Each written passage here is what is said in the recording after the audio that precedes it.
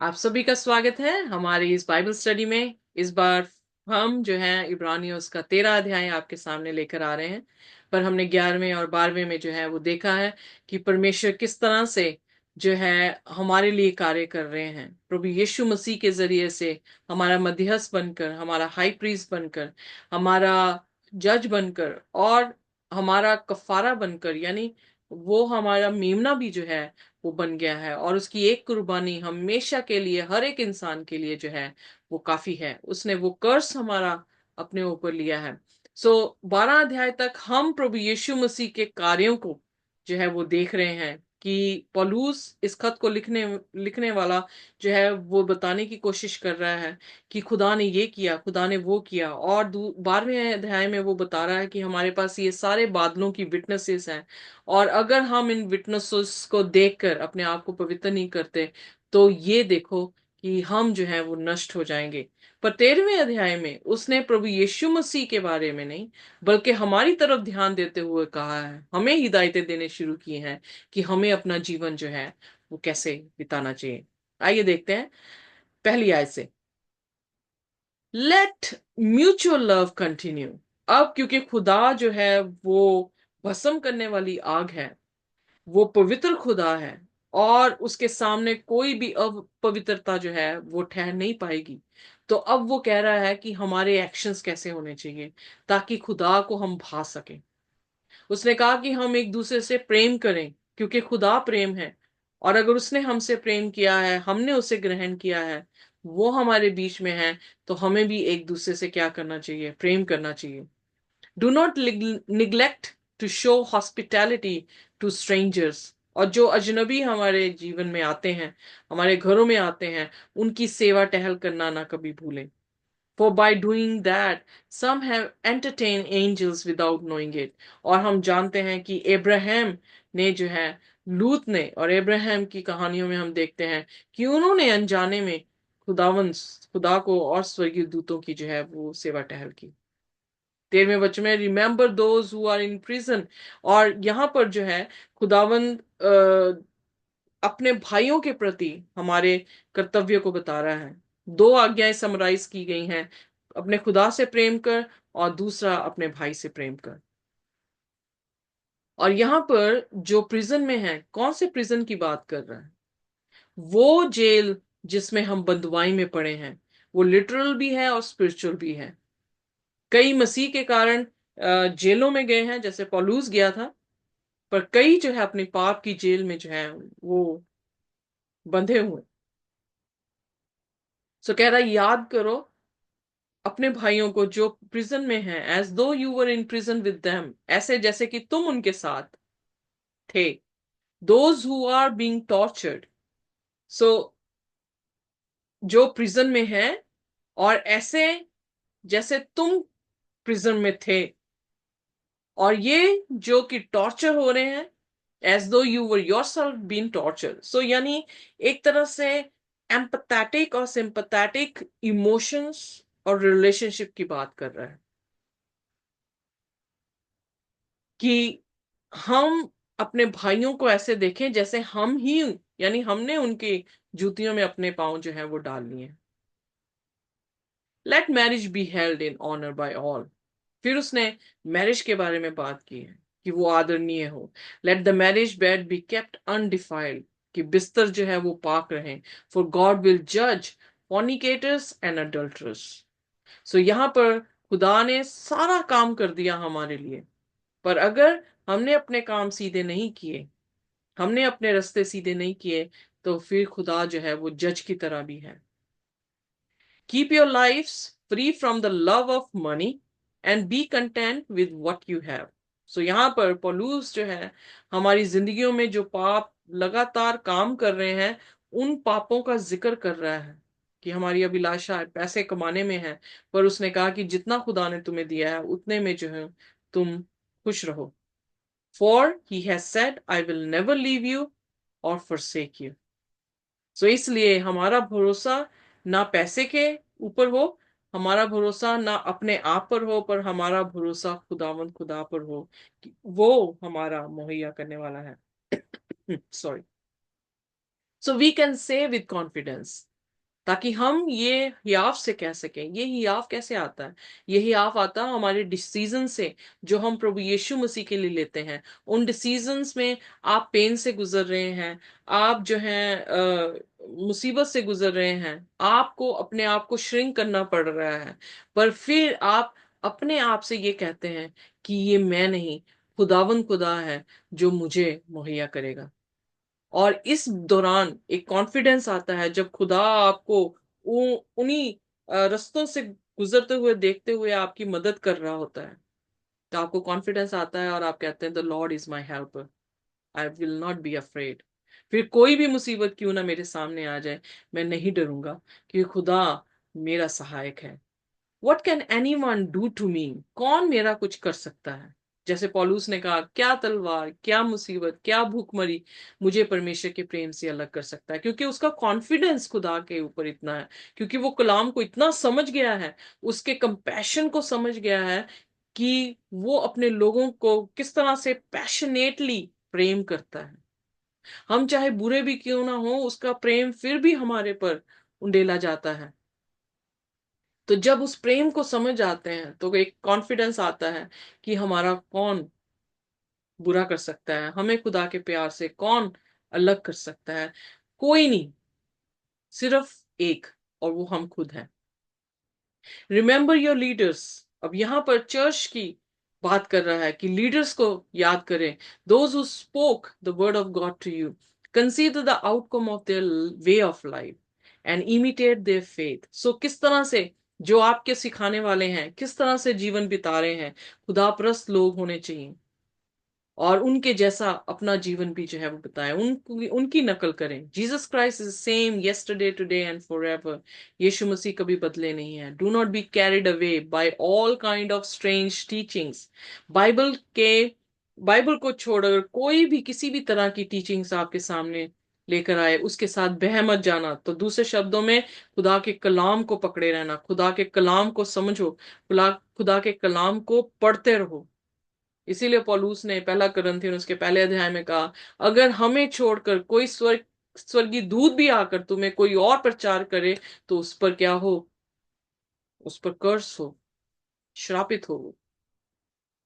सो इसलिए खुदा के कलाम को छोड़कर अगर कोई भी किसी भी तरह की डॉक्ट्रिन आपके पास लेकर आए, तो उसके साथ ना चल देना। जैसे फर्स्ट सेंचुरी में जब पतरस पौलुस प्रचार कर रहे थे, तो कलीसिया कलाम को पढ़ रही थी, देख रही थी कि क्या ये कलाम के अनुसार बात कर रहे हैं कि नहीं। ऐसी ही कलीसिया आज भी, ऐसी ही कलीसिया हर सदी में, ऐसी ही कलीसिया पवित्र कलीसिया होगी और वो ही उठा ली जाएगी।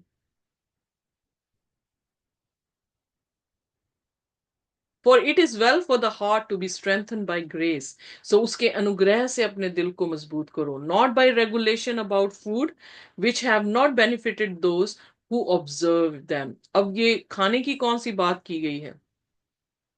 खाने की बात जो है वो उनके ट्रेडिशनल वे में जो है वो कह रहा है कि जो उनके कल्चर हैं, जो उनकी एक्सेप्टेंस है, जो रिजेक्शंस है, उन पर ज्यादा तवज्जो ना देते हुए अपनी आत्मिक जिंदगी के बारे में जो है वो ज्यादा तवज्जो दें। For the bodies of those animals whose blood is brought into the sanctuary by the high priest as a sacrifice for sin are burned outside the camp. Therefore, Jesus also suffered outside the city gate in order to sanctify the people by his own blood. जब century की हमने study की, century में भी उसने यही दिखाया। Courtyard ministry जो यीशु मसीह की थी, वो तंबू से बाहर होती थी। यानी कोर्टयार्ड में क्या होता था? कोर्टयार्ड में मेमना, कन्फेशन और मेमने का बलिदान। एग्जैक्टली पॉलुस कह रहा है कि यीशु मसीह का बलिदान भी जो है वो यरूशलेम से बाहर हुआ, आसमान की बादशाह से बाहर हुआ। अगर आज धरती की सेंचुरी खत्म हो गई है, आसमान की सेंचुरी जो है वो आज भी हमारे साथ है। तो यीशु मसीह आसमान की बादशाह से जमीन पर आकर जो है उसने अपनी सेक्रीफाइस को दिया है। Therefore Jesus also suffered outside the city gate. Let us then go to him outside the camp, bear the abuse he endured. उस जगह पे चले जाएं जहां पर उसने हमारे लिए लानते सही हैं। वो मारा गया, कूटा गया हमारे लिए, और उसने सारी लानतों को जो है वो सहा है। सो हम भी बाहर निकल जाएं। किससे बाहर निकले? अपनी अपनी उन फॉल्स डॉक्ट्रिन से, अपने प्री ऑक्युपाइड आइडिया से बाहर निकलकर यीशु की तरफ ध्यान दे, उसके कलाम की तरफ ध्यान दे। For here we have no lasting city, but we are looking for the city that is to come. अभी तक कोई ऐसी सिटी या यरूशलेम या उसका उसका टेम्पल ऑफ सोलोमन वो भी नहीं ठहर सका। सो कोई भी ऐसी ऐसी सिटी नहीं है जो हमेशा के लिए है। एक ही सिटी है जिसकी तरफ हम अपनी नजरें लगाए हुए हैं। Through him then let us continually offer a sacrifice of praise of God, that is the fruit of lips that confess his name. So इसलिए उसकी तारीफ की जो है हमारी जुबान से होती रहनी चाहिए, उसका नाम का अंगीकार हमारे जुबान से होता रहना चाहिए। क्योंकि अब हम कोई भी मेमना नहीं चढ़ा रहे, पर हमारी जुबान से जो हम अपने गिफ्ट्स लेकर आ रहे हैं, अपनी जुबान से उसकी तारीफें लेकर आ रहे हैं, उसको चढ़ाते रहें। Do not neglect to do good and to share what you have.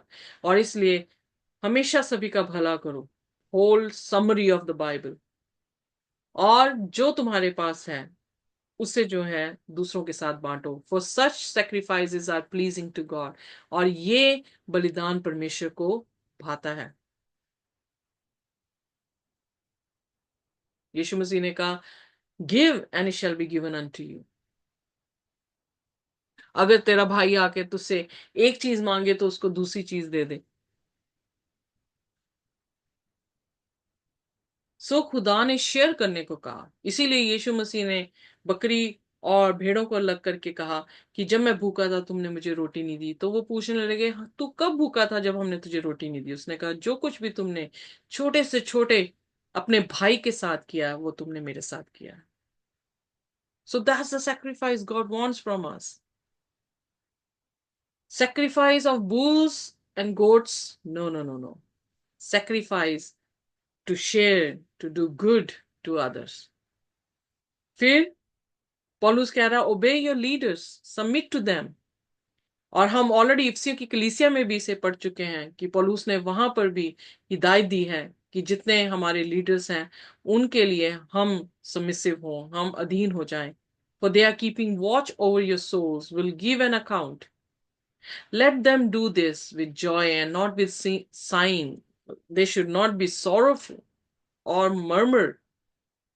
murmuring. So वो बड़ी खुशी खुशी जो है ये चीज करें, बुड़बुड़ा के नहीं। For that would be harmful to you. अगर बुड़बुड़ा के किया तो वो हमारे लिए जो है नुकसानदायक हो सकता है। अगर लीडर्स बुड़बुड़ा के कर रहे हैं उनके लिए भी नुकसानदायक होगा। सो प्रे फॉर अस, उन लोगों के लिए भी दुआएं करें जो पौलुस इस खत को लिख रहा है। We are sure that we have a clear conscience और conscience, desiring to act honourably to all things. तो कह रहा कि हमारी जो सोच है, हमारा दिल साफ है, और हम चाहते हैं कि हर एक काम जो है बड़ी आदर से हो। I urge you all the more to do this so that I may be restored to you very soon. और ये चीजें वो अर्ज कर रहा है कि की जाएं ताकि वो दोबारा से रिस्टोर हो और उन्हें आके मिल सके। सो ये जो फ्रेजेस हैं ये पौलुस ने अपनी पत्रियों में बहुत बार इस्तेमाल किया है। इसलिए थियोलॉजियंस ये सोचते हैं, उसकी लिखने के स्टाइल से, उसके प्रकाशन से ये पता लगता है कि ये पौलुस है जिसने इस पुस्तक को लिखा है। Now may the God of peace, who brought back from the dead our Lord Jesus, great shepherd of the sheep, by the blood of the eternal covenant, make you complete in everything good, so that you may do his will, working among us that which is pleasing in his sight through Jesus Christ, to whom be the glory forever and ever. So इस उम्मीद से इस किताब को बंद कर रहा है कि खुदा की शांति हमारे पास वापस आए, उस खुदा की जो मुर्दों में से जी उठा है, जो हमारा शेपर्ड है, और जिसके लहू से हमेशा की जो कवनेंट बांधी गई है, वो हमें हर एक अच्छी चीजों से भरपूर करे और अपनी इच्छा को पूरी करे जो उसकी नजरों में भाती हैं। किसके जरिए से? यीशु मसीह के जरिए से। सो इसलिए इस किताब का केंद्र ये है कि खुदा ने हमारे बाप दादों से, नबियों से बातें की थी, पर अब वो मसीह के जरिए से, जो कि बेहतर मध्यस्थ है, बेहतर हाई प्रीस्ट है, बेहतर प्रॉफिट और अपोस्टल है, उसके जरिए से उसने हमसे बात की है और उसके जरिए से नजात हमें जो है वो दी है। I appeal to you brothers and sisters, bear with my word of exhortation. तो इसलिए अपील कर रहा है भाइयों बहनों से कि मेरे शब्दों को लें, जो उसने लिखा है उससे अपने आप को चेंज करें। I want you to know that our brother Timothy has been set free. जब ब्रदर तिमोथी कह रहा है तो ये पौलुस ही है, क्योंकि पौलुस ने अपने खतों में तिमोथी को भाई भी कहा है। If he comes in time he will be with me while when I see you. So अगर वो समय पे आ गया तो शायद ये दोनों मिलने के लिए आएंगे। Greet all your leaders and all the cents.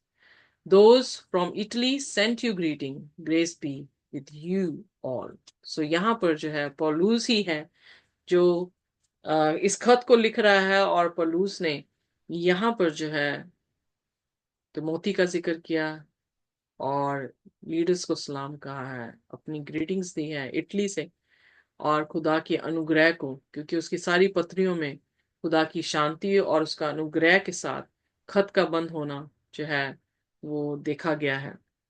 पर यह किताब बहुत ही खूबसूरत रही, इसकी जर्नी बहुत खूबसूरत रही, क्योंकि इस जर्नी में प्रभु यीशु मसीह